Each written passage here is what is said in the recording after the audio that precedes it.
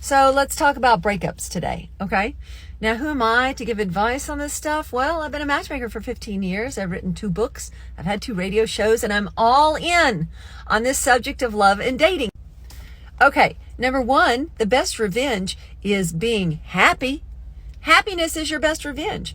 Have you ever noticed, like when you're happy and you go through the world and you're happy, people get pissed off. They don't like it when you're happy. They want you to be as miserable as they are. And even if you have to fake it till you make it. But happiness is the first step in feeling better, pissing the other person off, and moving on. Hang on, I got more. The second tip to moving on from a breakup is getting yourself out of the situation. All right? So whether you're living together or you have some sort of interaction, even if they won't move, you move. Don't give me excuses you can't move. You can, trust me. You can and you have to if you truly want to end this thing and move on. You have to remove yourself from the situation because you're never going to move on if you still are constantly seeing each other on a regular basis. And I'll address, yes, those of you who are sharing custody. Hang on.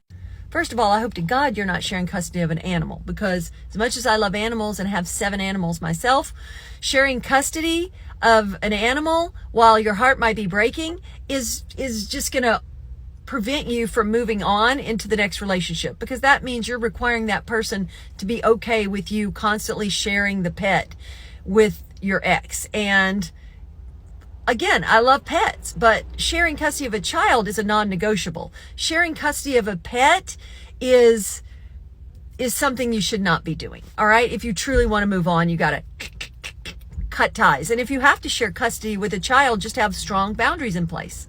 All right. You just have strong boundaries in place. So you're not still enmeshed in each other's lives or drama, but you're just sharing custody on an appropriate basis as you need to for your kids. Okay. But I got more.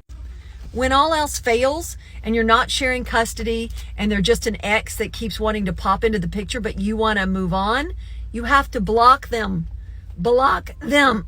Block them from calling you, texting you, social media. Block them. Doesn't mean you hate them. Just means you need the space to move on.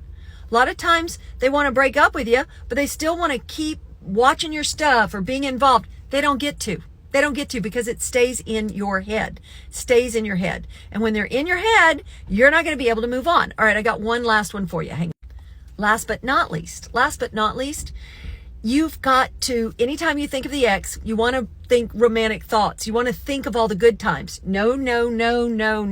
You have to remind yourself how crazy they were, how annoying they were, all the shitty things they did to you. Do not let those good, sweet, fond memories come creeping into your brain, because that's a mind F that your mind wants to do to you. Do not let it.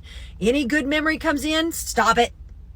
I remember when he was such a dick. I remember when he did this, when he cheated, when he lied, whatever it is. You've got to just constantly remind yourself of the bad times and stop having this pity party of remembering all the good. Okay. Now, also, if you've waited this long for my info, if I have a book I created called 7 Myths that Great Women Tell Themselves About Dating. So if you're trying to get back into the dating game, then you should definitely check this book out. 7 Myths Great Women Tell Themselves About Dating. So you pop over to my Instagram and DM me. I'll give you my 7 Myths Great Women Tell Themselves About Dating. And if you want more of my help, I'll be giving you that info over there. All right, move on.